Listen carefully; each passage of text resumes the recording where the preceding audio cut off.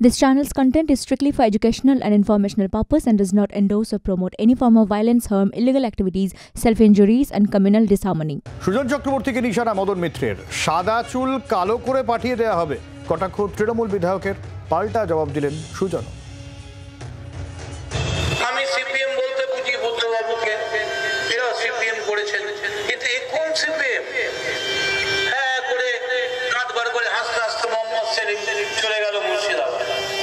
সুজন চক্রবর্তী ঘুরছে, একটা চান্স হবে, চান্স হবে, চান্স হবে, এই চুলগুলো পেকে গেছে, রং মেখে নেবো, একটা চান্স হবে, দাও একটা চান্স। ঠেলে দিয়ে যে পার্টি হবে কামারহাটিতে, বলে চান্স নিবি যা, কামারহাটিতে মদন মিত্র ওয়েট করছে তোর জন্য, তোকে ভালো করে তোর সাদা চুল কালো করে। আমি মদনবাবুকে শুভেচ্ছা জানাই। উনি আমার চাইতে একটু বড় হবেন, পরিচয় আছে নানান কারণে, বিধানসভা এটা ওটা ইত্যাদি ইত্যাদি। আমার পাকা চুল কালো করার কোনো আগ্রহ তো নেই, যেটা ন্যাচারাল সেটা ন্যাচারাল। আমার পাকা চুলটা পাকাই থাকুক, যার কালো চুল আছে সেটা কালো থাকুক, কিন্তু অন্য কারোর মতন আমি পাকা চুলকে কালো করতে পছন্দ করি না। আমি শুভেচ্ছা রাখলাম। মদনবাবু আমাকে নিয়ে খুব বেশি ভাবছেন, ওর নিজের শরীরটা নিয়ে বেশি ভাবাটা ভালো।